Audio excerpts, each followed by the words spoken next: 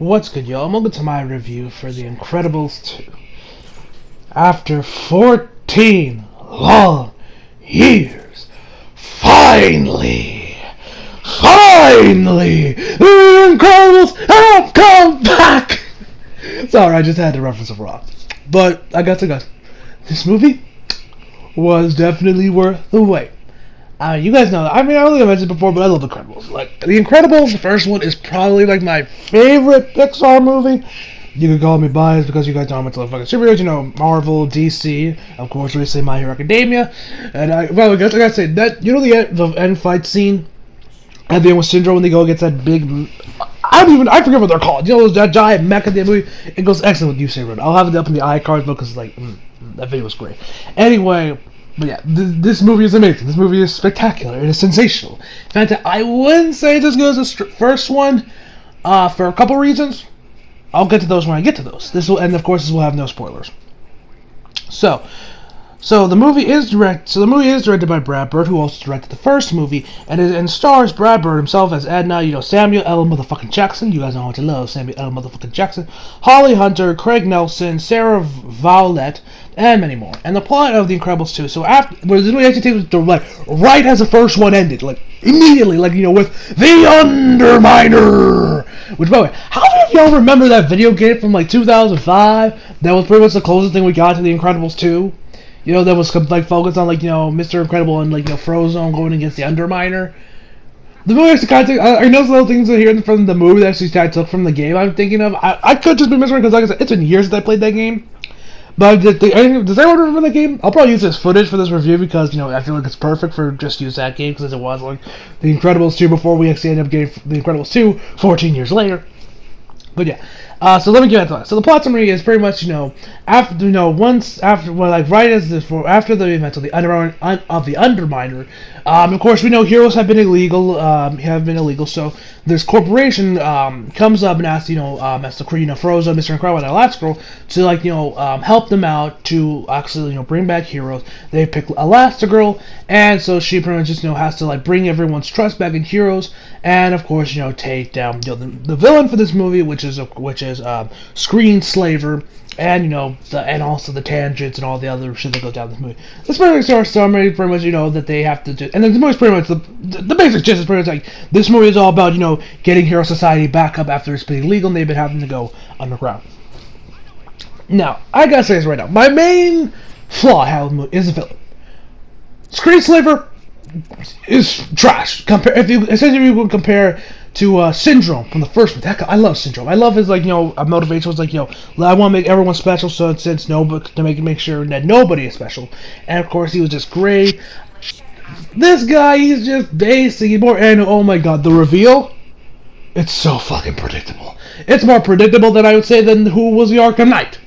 It's that predictable. Like, I looked at one time, I was like, okay, it's definitely it. It's definitely it. I saw it from a mile away, and I was not surprised when it was revealed. I was like, called it! You know? That's my main flaw with this movie. But really the only flaw I have with this movie. And so let us talk. So let's start with the good. Like I said, the cast. The cast is phenomenal. Everyone's back. Samuel L. motherfucking Jackson does a great job. You know, Brad, the entire crew. I love, oh my god, Edna. I love Edna. The whole cast was amazing. They all did a fantastic job of the roles, and I gotta say, the art animation of this movie, mwah! And like some scenes, if you check Bob Shore, you will see like some like the individual little things that kind of hang off your shirts. Like they added that. Like this movie probably gives Moana a run for its money. That had some amazing CGI with, you know, the hair and the water. Like you can really see the improvements Pixar has made from, you know, when the first Incredibles came out 14 years ago to where the second one, or the final, you know, where this one finally comes out. And yeah, like I love this movie. The action set pieces were great. The soundtrack pretty good. I love that. And Crossing that, you gotta know it. I love this movie. Like, now one thing I gotta say I really did enjoy about this movie is that there's actually this scene after the, like I said, this is gonna be completely spoiler free, but I will top a little things here and there. Is that there's this one scene after they, like, when after they go down the Underminer, they're interrogated because, like I said, heroes are illegal. They just these two cops just go like, oh, did you? Oh, look at all this destruction you caused. Oh, look, you guys should have just done nothing. Otherwise, in the law of it. Like when I was watching, I was like, Disney is low key throwing shade all the people that are bitching a moment about Man of Steel.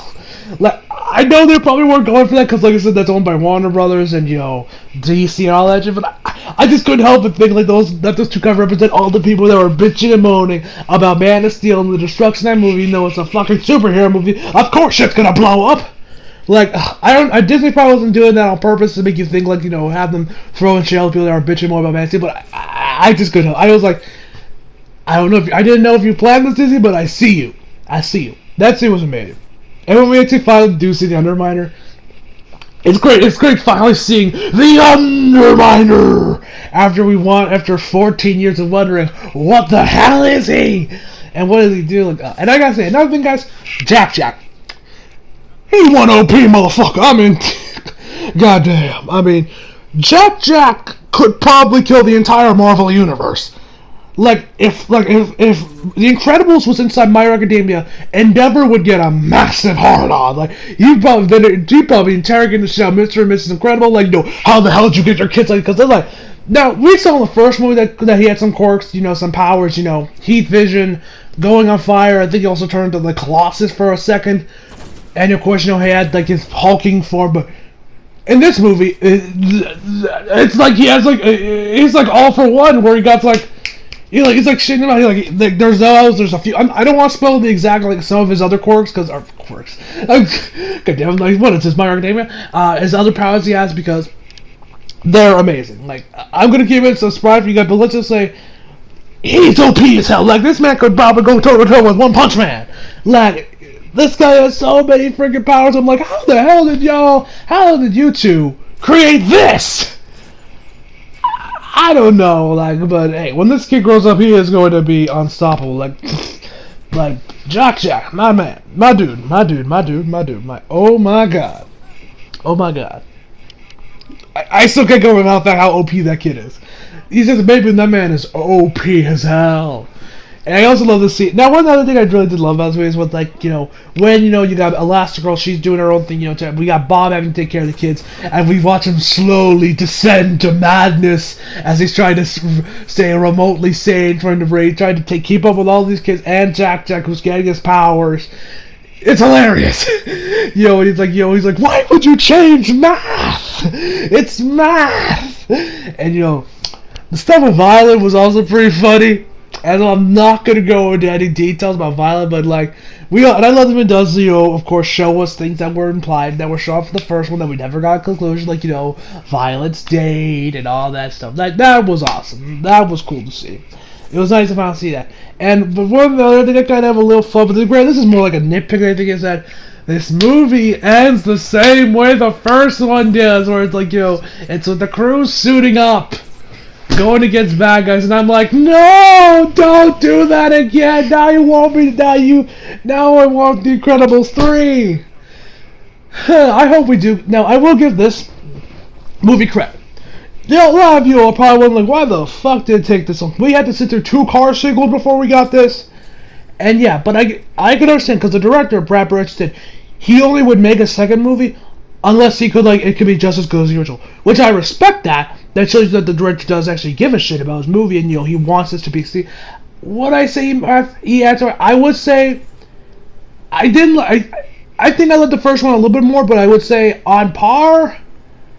Yeah, I would say this definitely feels like The Incredibles, and it is definitely a worthy follow-up to, the 14 years we have waited. I'm not saying this movie, so if you were expecting this movie to be better than the first one, I'd say dial down your expectations. I will also say this, guys. You guys might have heard about this, but you guys might have heard this about Twitter, but, there's kind of some, if you do have epilepsy in this, if you do have epilepsy and you see a movie, watch it with caution, because there's probably some scenes that will probably mess you up. Because, I don't have a personal history of epilepsy. I saw this on Twitter. I was like, what the hell is epilepsy? Scenes? What? There isn't no warning. And but if you guys wonder what I thought of the Pixar short that had it, I enjoyed it, but I kind of don't really understand what the hell it really was. I mean, I think I get the message behind it, but I'm kind of like, huh? Because Anyway, the Pixar short I did think was very good. And I like the little intro they had before the movie where they talk about, like, yeah, 14 years, we know you have waited a long time. I know a lot of you were like little, like 4 years old when you first saw the movie, but dang, you're fine. Because I was 4 years old when I first saw the first Incredibles movie. That movie came out in 04. And I'm now 18 years old, so, yeah. Yeah, that's pretty much all I gotta say. Like, I kind of wish it didn't end the same way the first one did, because that makes me want to get Incredibles 3. I hope we do get one, but it just doesn't take another 14 years. Hopefully we do get a third one. That's my main goal. I want to get a third one to the Incredibles, end this trilogy. My only thing I want from a third one is definitely have a much better villain. If you can give me a villain on the level of Syndrome and have like an epic action scene on the level of that one from the first movie, then you can surpass the original, in my opinion. Probably. Because, like, there is a huge action scene around the end movie, but what's not as cool as, the stuff with Syndrome with that big-ass robot. So, yeah. Overall, I really did love this movie. If you're a fan of the first Incredibles, this movie is definitely worth your time. It is definitely worth the wait. But probably, if you're expecting this to be better than the original, probably dial your expectations down a little bit. And if you have episodes, watch it with caution, because there's probably going to be, because, like, there's a lot of scenes with, like, flashing lights on it. It was hurting my, like, I don't have an issue with epilepsy, but it was definitely hurting my eyes a bit. I was constantly, like, blinking through it just to make sure I don't get a seizure or something. So yeah, overall, I give this movie a 9.5 out of 10. I highly recommend it, guys. If you have not seen the original, first of all, go watch the original. What the hell is wrong with you? And if you have seen the original and you're looking forward to the movie, and you're kind of wondering, I don't know if this was gonna be good, because you're probably kind of like iffy because of the Cars sequels. Don't worry, this is not like Cars 2 and 3. This movie is actually fantastic. It's right up there with the original, and it's without a doubt worth your time and money. So yeah. I highly recommend you guys go check this movie out. So I hope you guys enjoyed the video. Leave a like if you did, subscribe if you're new. Follow me on Instagram and Twitter if you feel like it. Links are below. And as always, come back for more. See you guys next time.